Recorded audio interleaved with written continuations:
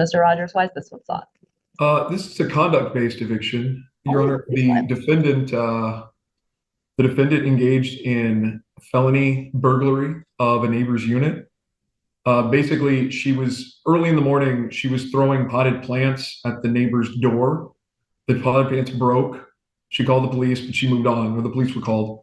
Later that day, when the tenant returned, the defendant grabbed one of the shards from the broken potted plants and then charged into the unit after the woman had already gone inside.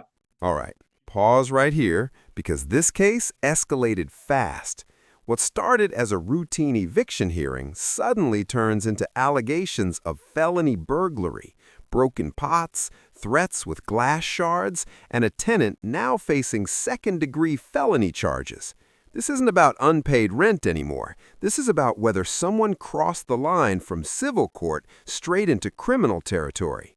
The judge is clearly trying to untangle housing law from criminal conduct, and that distinction matters more than people realize. Stick with this one, because what the court decides here sets the tone for everything that follows. And trust me, it only gets more complicated from here.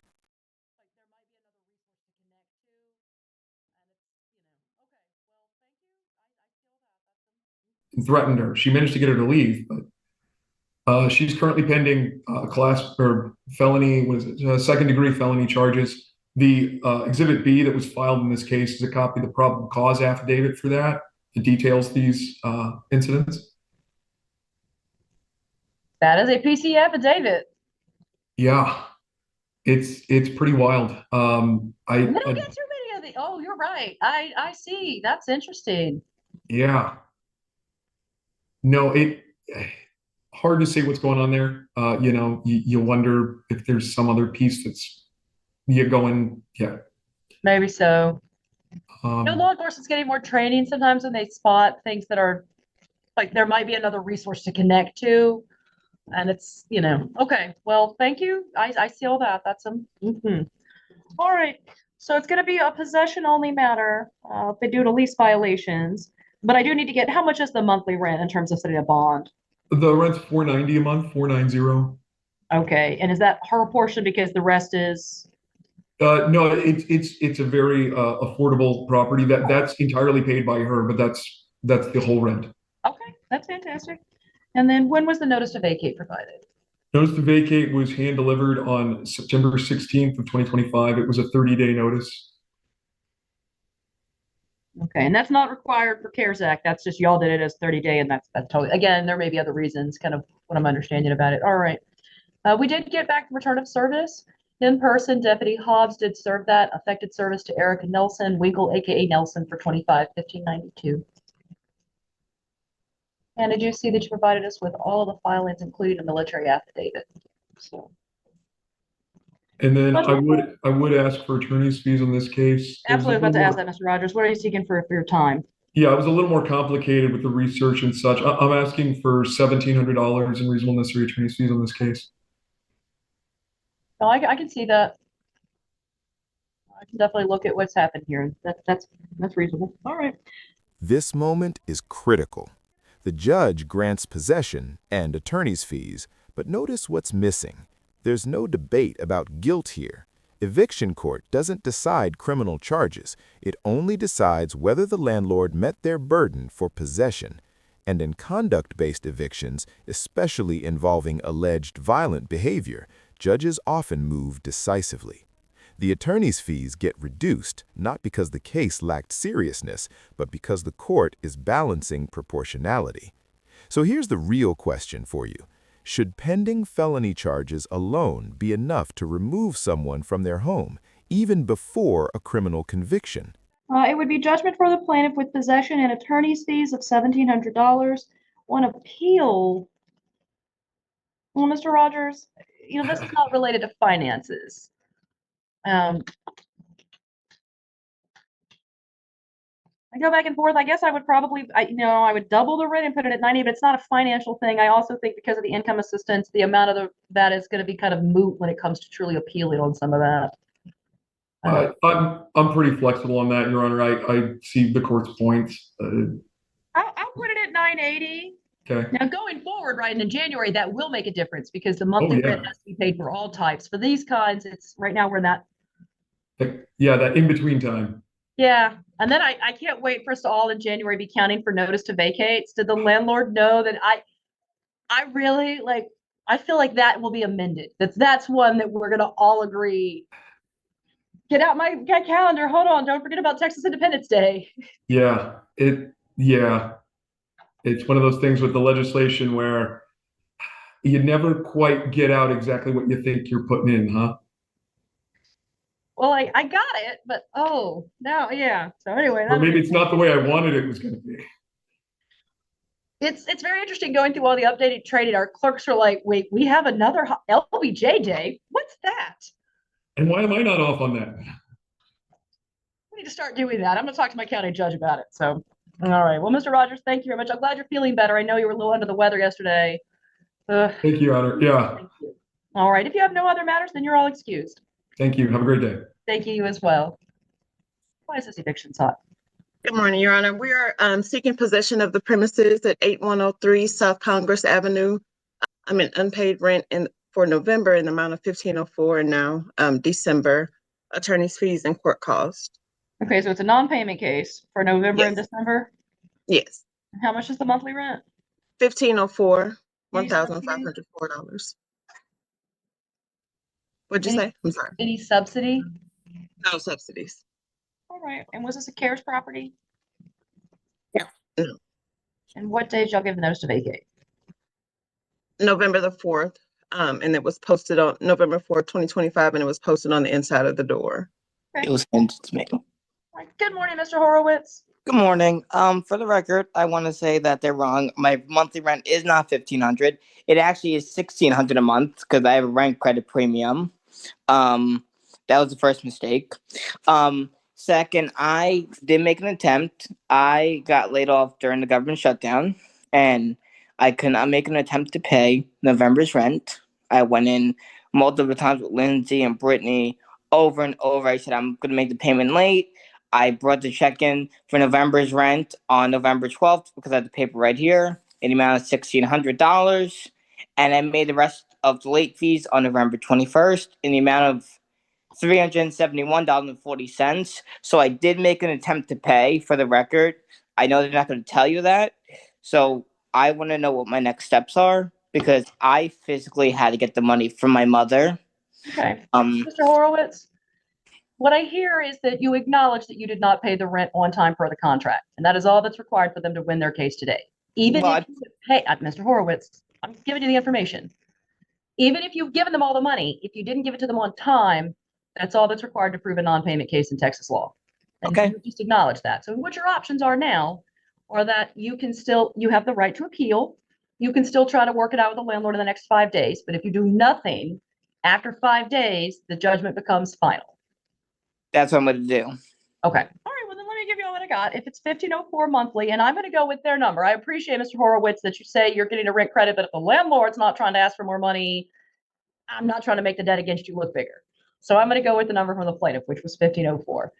And then they're seeking for November and December. For December, I calculated $97 for the 2 days of it. And then Ms. Smith, or I'm sorry, Ms. Scott Nesmith, how much were you seeking in attorney's fees?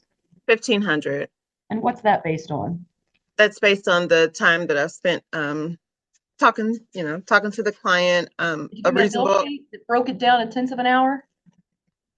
It's broken down. We spent about 5 hours, and my rate is $298 per hour. What took 5 hours?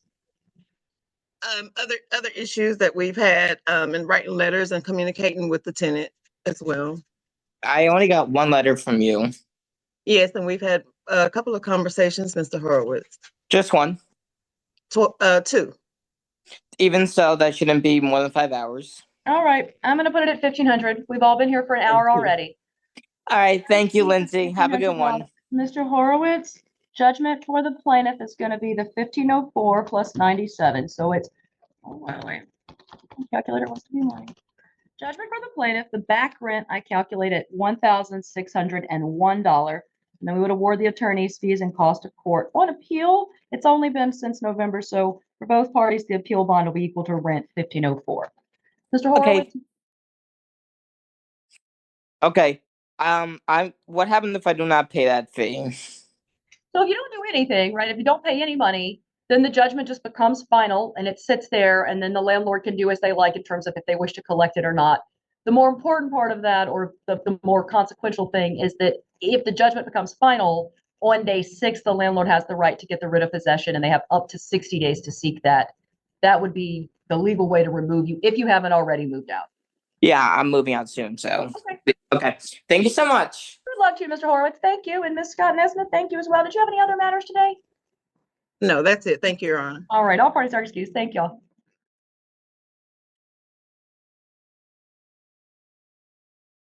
Okay, then it is going to be with 25-1607.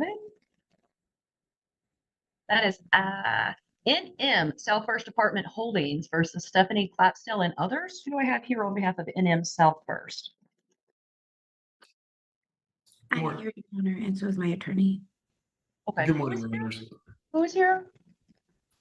Corey Rogers on behalf of the plaintiff, and Good I'm morning, accompanied, Mr. Rogers. the property manager is here as well. Okay, thank you. Do I have someone here on behalf of the defendant, Stephanie Clapstill? Yes, Your Honor. Oh, I'm sorry. I realize, am I saying your name wrong? It's Saddle. I'm so sorry. It's clap saddle. Yeah, not a I'm big so deal. sorry. Happens all the time. Well, it's just I'm looking. It's all kind of blending together on my little screen over here. So good morning to you both then. Well, all right, Mr. Rogers, how about this eviction? Why is this one sought? This is a non-payment of rent eviction, Your Honor. Monthly rent is the amount of $1,835. That's 1,835. The rent's been unpaid from August through the present. Prorated through today, total rent sought is $7,458.39. That's 7458.39. A notice to vacate was hand delivered and mailed on October the 28th, 2025. It was a 3-day notice. The property is not a CARES Act property. I'm also asking for reasonable and necessary attorney's fees in this case in the amount of $900. Your Honor. All right. Any subsidy on the 1835? No, Your Honor. Good morning, Ms. Clapsaddle. Sorry, I had to unmute myself again. Oh, no, it happens all the time. I have a little sign for it. You're great. All right, Mr. Rogers is here. He's an attorney. He's representing the landlord. He says this case is about a payment situation. Yeah. He said that the monthly rent, the flat rent is $1,835 a month. Is that correct? Yeah, that's correct. Okay. And he said August, September, October, August through December remain unpaid. Is that correct? Yeah, it's a partial month for August, but yes. Okay. He calculated 7458. Does that ring true for you, Ms. Clapsaddle? It seems about right. Yeah, I won't dispute that right now.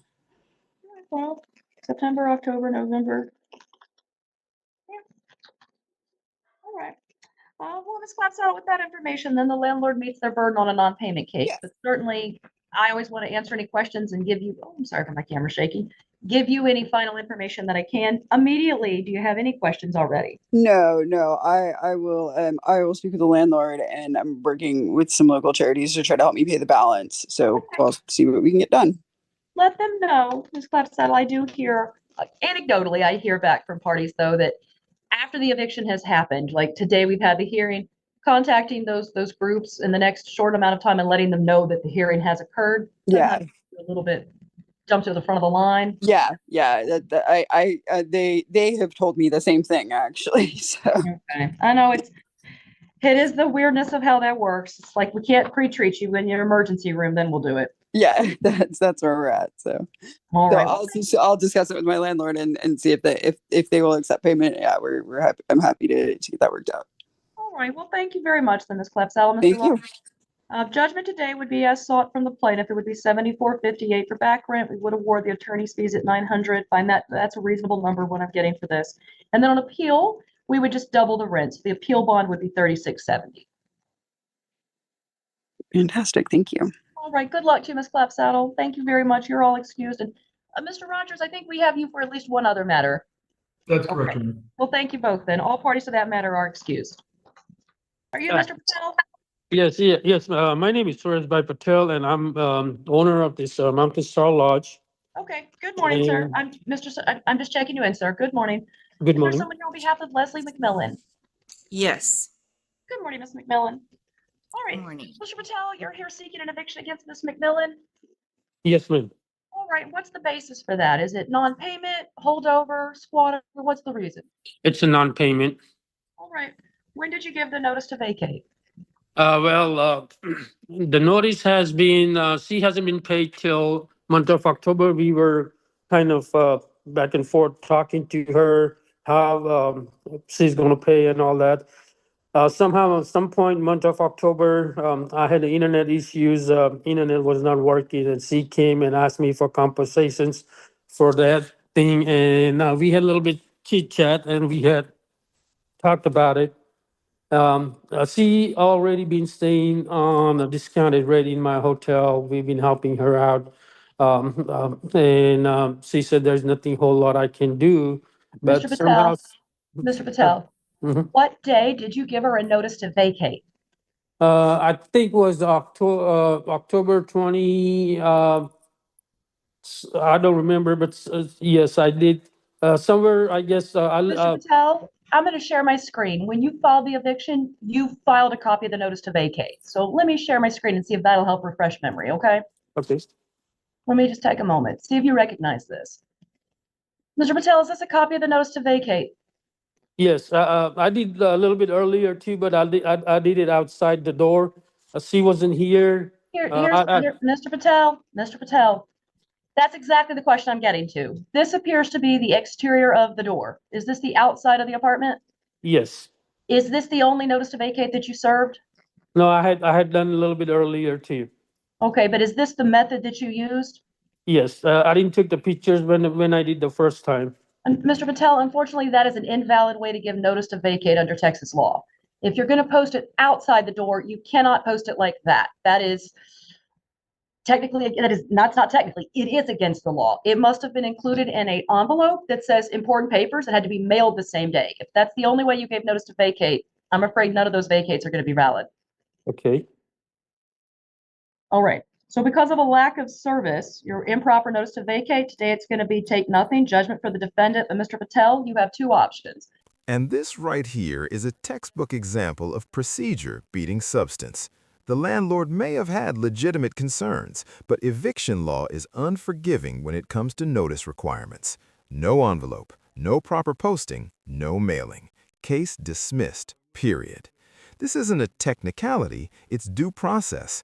The judge even flags that the law is changing soon, but today's ruling is based on today's rules. So let me ask you, should courts prioritize strict compliance like this, or should intent and fairness matter more when housing is on the line? You have several options. Legally, you can appeal my judgment today. You can also start the process over. You can do both. You can do lots of other things. I would say if you want to kind of decide what's best for you, contacting any of those legal aid providers may be a good option. Can I answer any questions? No. Okay. Ms. McMillan, thank you for coming.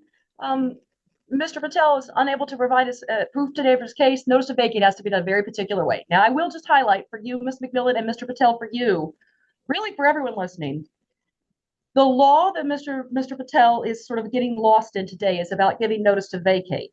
Beginning January 1st, that law is completely different. And the notice to vacate can be served in a whole different variety of methods. So though today, Mr. Patel, your method is not effective, it may become effective in the future. I just want to make sure that no one is left with an impression that that's always going to be that way. Okay? Okay, so if I have to give her notice, I mean, can I, because I didn't have no physical address for her, so where do I just leave it in her room, in an envelope? I can't answer that, Mr. Patel. I think that's going to skirt toward legal advice, but I will say if you go to any of those websites I showed you on our page, as the landlord, there are very clear steps about how to give the notice to vacate in any of those situations that you might have as a tenant. Okay. Okay. All right. Well, good luck to you both, and thank you very much. Thank you. All parties are excused. We would put that down as $1,000 for appeal. All right. Why is this eviction sought? It's a non-payment of rent case, Your Honor. All right. How much is the monthly rent? The monthly rent is $1,050. $1,050. Any subsidy? No. All right. How about the amount sought? Oh, I did not calculate. That's okay. You don't have to do the calculation. What months are unpaid or that y'all are seeking today? Rent is unpaid for October, November, and now December prorate. Okay. Was this a CARES, or is this a CARES property? Yes, and a 30-day notice was provided. And what day was that? That was sent October 6th via certified mail USPS and posted to the door marked important documents. All right. Good morning, Ms. Gilmore. Good morning. Ms. Tidwell is here. She works on behalf of the Landlord Bell Fund, and she's told me this case is a financial situation. So no allegations of other lease violations. Sometimes I get things like that. This is one about finances. So let me ask you just a few questions. The first thing she told me is that the flat monthly rent is $1,050. Is that correct, Ms. Gilmore? Yes. Okay. And then she said that rent is relatively recent, but still for October, November, and now December, that it remains unpaid. Is that also correct? Yes. All right. Well, Ms. Gilmore, I appreciate you coming. With that information, though, the landlord, it's called meets their burden to win a case for non-payment. This is your chance, though. I always want to provide you information. If you have any questions, certainly this is your opportunity to speak to the court and share with me anything that you might have. Well, I don't really have like evidence for things, and I realize I probably should have paid with that. But on the 6th, I remember I had paid it, but it got returned because I didn't have the full amount. Yeah. So then it still, I guess it still counts. I don't know like all of the legal information, but it still counts as eviction. So when I paid it and it got returned, I remember calling a couple different times to the front office asking if I could have my mom pay by like credit card or something like that. But my account was like not letting that happen, I guess. I don't know what the situation was, but the only way was like, what is the word I'm looking for? When you go to like a supermarket or something like Oh, that. they wanted a money order? Yes, and I was honest. I was like, honestly, I don't have that kind of money on my debit card, but I know my mom could pay by credit card. So I wanted to like I still kept trying to get in contact, but I was never able to like reach someone and get the full situation resolved. But I know I can pay it or have my mother pay it by credit card because I still want to live there, but I just don't know how to like go about getting that done. Ms. Gilmore, that's really good information, and I'll answer some questions. I'll give you some information, and then that may help give you some ideas or thoughts about what might can happen in the future for you. Okay. Okay. All right. So I'll say that what you said, it's true. So you were able to make payment in full on time, and after you tried to make payment late, it is not uncommon for me to hear that the landlord won't accept partial payment or incomplete payment. So, once it's late, you got to pay the late fees too. And so that is not uncommon. In fact, it might even be in a lease provision that says that we do not accept partial payment, only payment in full, right? Mhm. So that happens.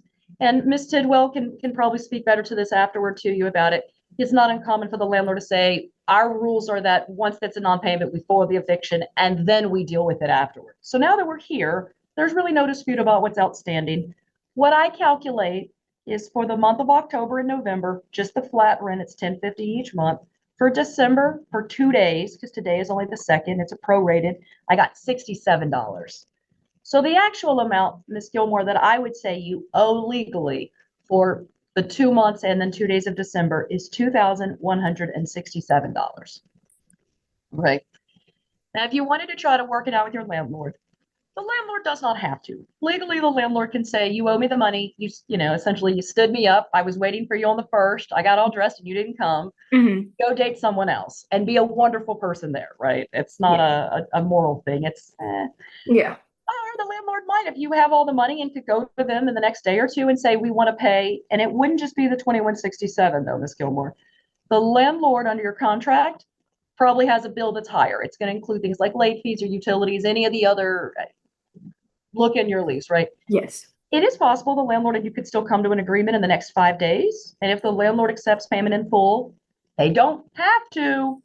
The landlord could, though, tell me, Judge, we no longer want the eviction. But they don't have to. I want to be very clear, Ms. Gilmore. The landlord can take your money and move forward with removing you, right? So that's where I'd say contacting legal aid, talking to your manager, anyone that you trust as a reasonable, responsible person to give you and help you kind of figure out what's best for you. What I can say for certain is if you don't do anything, after 5 days, the judgment of 2167 becomes final, and the landlord then legally can seek a writ of possession, and that's where they make you move out if you haven't already done it, where they come with people and they pack you up and remove you and your items. Okay. But you do have at least 5 days. In that 5 days, you can talk to your landlord, you can move out, you can make payment, you can appeal. really, you can do as you like. So, oh, my apologies for cutting you off. Oh, you're fine. Making payment, does that mean like when you just if they won't let me like do the credit card, but if I just was able to make the full payment, then that's What I'd say is, and Miss Tidwell, should she contact you if she wanted to try to raise it, or is it all I'm over and done and she should save her money? I'm leaving immediately after court today, but if you want to send me an email, I can kind of break down exactly what would happen. Unfortunately, because you disputed the last payment that you made, we're not looking to accept rent at this time. So Miss Gilmore, that's good. Thank you, Mr. Well, that's good information. Miss Gilmore, I'd say take that. You have 5 days. Just remember though, 5 days is 5 days, beginning tomorrow, okay? yes. All right. Ms. Gilmore, today here's the numbers, Ms. Tidwell, Ms. Gilmore, for both of you. It's going to be a judgment for the plaintiff on a non-payment matter. Monthly rent is $10.50. The judgment amount is $21.67 plus the cost of court.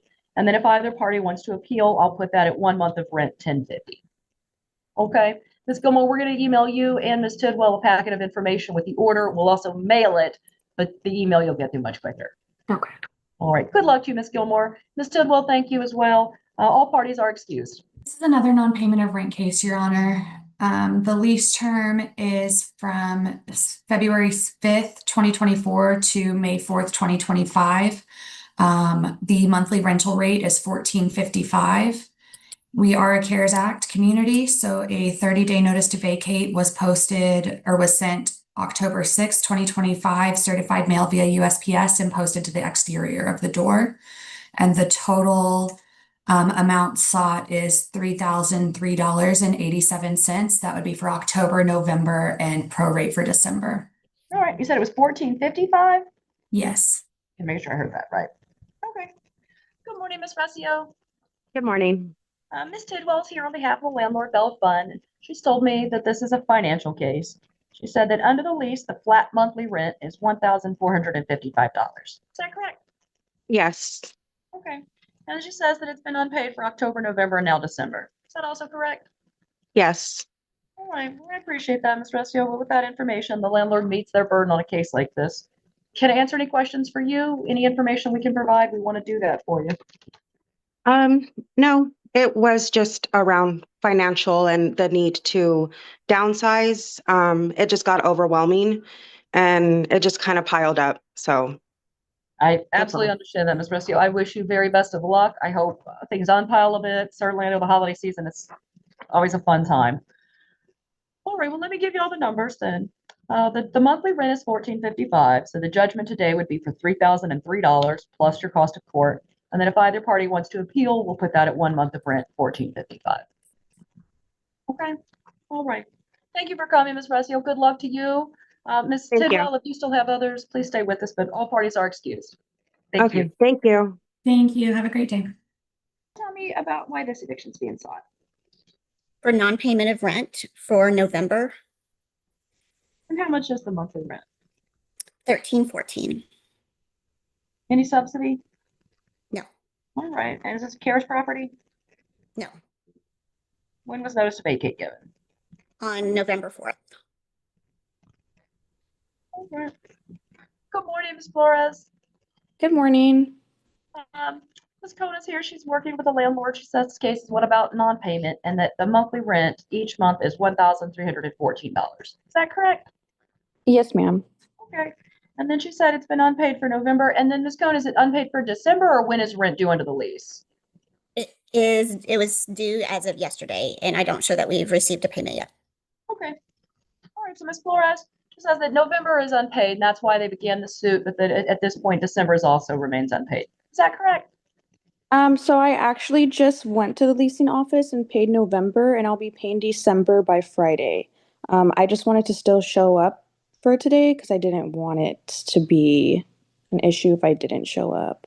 Okay, Ms. Flores, I think that's great. I'd say is that making payment does not change if it's so what I hear is that it was not paid on time in November, correct? No, ma'am, it was not. Okay. What I say is that Ms. Cohen, the court would move forward as though, I mean, the plaintiff has won their case, right? You've read the burden here. And so Ms. Flores, you've made payment for one. What that means is today the judgment amount would be for November and then 2 days of December, right? If you have already given them the money and they keep the money and the money is all good, I don't know what form of payment you made, then you just don't owe them that money toward the judgment. But the judgment is still theirs as an eviction, and I guess you would technically owe the court cost and the 2 days of December rent. Okay, You yes. don't have to pay the money twice. That's my point, is that if you gave them money this morning, that money, if they keep it and it works, would be applied toward this judgment. Okay. Okay, all right. And you can certainly talk to your landlord and see if something can be worked out. But if you don't do anything, in 5 days, it becomes final. All right. Okay, so what are the next steps from here? I guess I should be asking.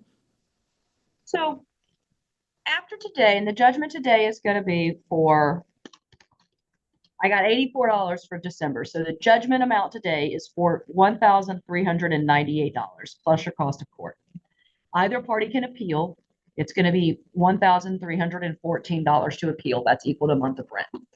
So Ms.